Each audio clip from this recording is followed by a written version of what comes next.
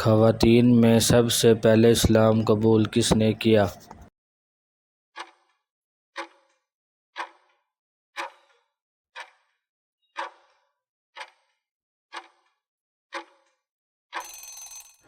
حضرت خدیجہ رضی اللہ تعالی عنہما نے۔ مردوں میں سب سے پہلے اسلام قبول کس نے کیا؟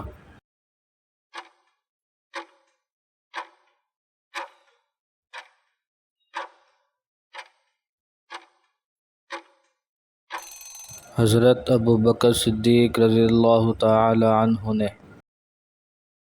نوخیز جوانوں میں سب سے پہلے اسلام قبول کس نے کیا؟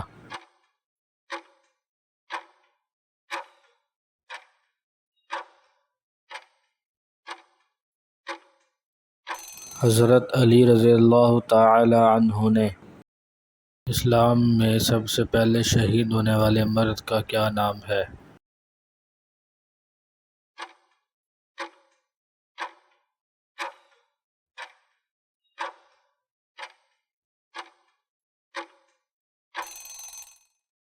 حضرت حارث بن ابی حالہ۔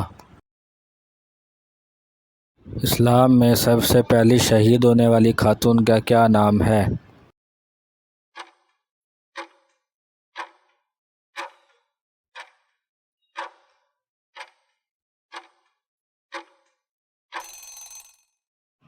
حضرت سمیہ۔